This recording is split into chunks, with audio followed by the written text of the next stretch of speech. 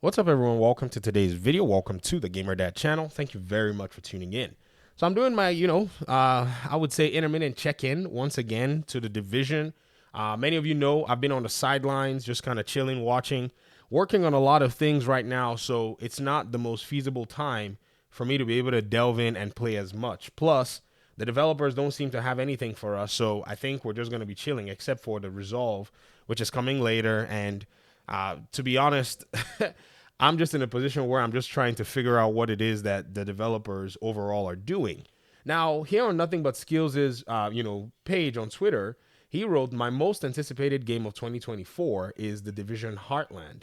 And I really think that this is one of the most interesting, games that we've seen in the Division ecosystem because even for the Division Resurgence, which was the mobile game, we've gotten to see, a lot of people talk about that. I think there were a lot of keys that were given out with, content creators being able to get into that space and talk about the game and introduce it to people in the community. However, we haven't gone past closed tests of the Division Heartland. And this is a very interesting, prospect overall because when they announced the Division 3, I thought, okay, what's going to be going on with Heartland? And then they announced that Resolve was going to be, in position and DLC was coming in 2025, which kind of signaled that the Division 3 may not be coming till at least 26 or 27. And so now there's room 24, 25, for Heartland to probably come in and fill in the division void for those who may be on the console area or the PC side. And this is out of mobile. So I think this Division Heartland is starting to look like a prospect to me than it was before, because at first I had kind of wondered, where does it fit into the timeline? I strongly believe that maybe they might even piggyback off of Heartland to be able to jump into the next division game, or maybe the next division game might be a full-blown experience separate from Heartland in its own right.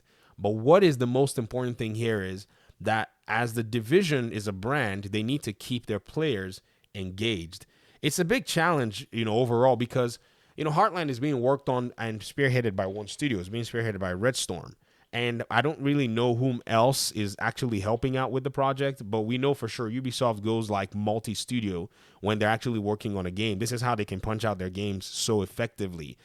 It's weird. I mean, and I see many other, big publishers probably in a place where they're canceling multiplayer games and so on and so forth. So I also want to be a little sensitive as well. So I'm not like, trying to drag on developers who are trying their best to do their jobs. But I think the most interesting aspect here now is I think that door is opened up for me when it comes to trying to evaluate what is going on with the franchise overall. So I'd love to hear your thoughts on this. And then moving on to the Division 2, I think one of the craziest things that I did see with the Division 2 just recently was the fact that they were actually selling, this new set of what was it? It was a new outfit. They were selling it for like $25.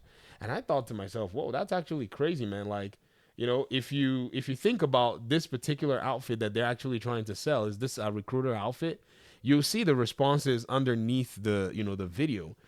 Costs more than all Call of Duty operator bundle. Crazy. I can't reason with purchasing that as much as I love the game. And I see a lot of people talking about this. $25 is insanity, though, in my opinion. I'm digging it. I've got to ask, though, can we expect to see our outfits transfer over to like the Division 3? Ariel, that's a good question. I know none of our outfits transferred from the Division 2 except maybe patches. So if you're going to be spending $25, this is premium, for this particular outfit or whatever it is. And I don't think a lot of people are really, I don't think a lot of people are actually pleased with this. This is really weird that they're trying to sell these outfits for a game that the last time they brought out any content was this raid, and then now they want to overhaul the game. And so we're giving them a little bit of, grace here. I would think that something like this would probably be priced normal, even though I'm not buying any cosmetics. I'm not giving you all that money. I haven't paid for a season, ladies and gentlemen. The season reward track, I've never paid for it. I think the first one they gave was free after Warlords of New York, and I did not give any extra money after that because I hadn't seen any measure of content that would require for me to basically, delve into in-game purchases. And I'm not also a big in-game purchases person as well. But you can see a lot of people here saying that this is a cash grab. Cold Boy over here, I don't even know if Cold Boy is still making Division videos, but he may be. He's saying this is a big cash grab, Someone says, don't you get it for completing the manhunt? Another person replied and probably are telling them yay or nay. Nope. You get a backpack charm is what they're giving right now. So again, I don't know what's going on with the Division 2. Massive Ubisoft, maybe you might want to look into this because this is not consumer friendly. A lot of people are still playing your game. A lot of people are still engaging in the content. Even because of this game, you guys made me spend money on PlayStation Plus, which not a fan of PlayStation Plus service anymore, but my client is on PlayStation, and I basically, went ahead to say, okay, if I want to play with my client and I have some time, I want to have access to that. So I would say that y'all need to start treating, this game as good as you can, because this is the community that's going to buy your Division 3 game. Don't forget about it, unless maybe you want to cancel that Division 3 game later down the road. But if you're not going to give a good deal, I doubt people are going to be happy to engage with it. It's just a cosmetic item, whatever it is. I mean, I'm not – some people have paid for it. Some people want to get it, but, some people are definitely not going to get it. But I wanted to highlight these two things as to the state of the game, because I've been watching, and this one kind of, made me go, oh, what in the world are they doing over there, Massive, and who's making these decisions? So anyways, I hope the developers can actually, take note of this and not do it again, and more than likely, possibly, use this as a reward on the back end sometime later, because this ain't going to fly. People are just going to ignore it. But, I hope more people ignore it so that they kind of get the message.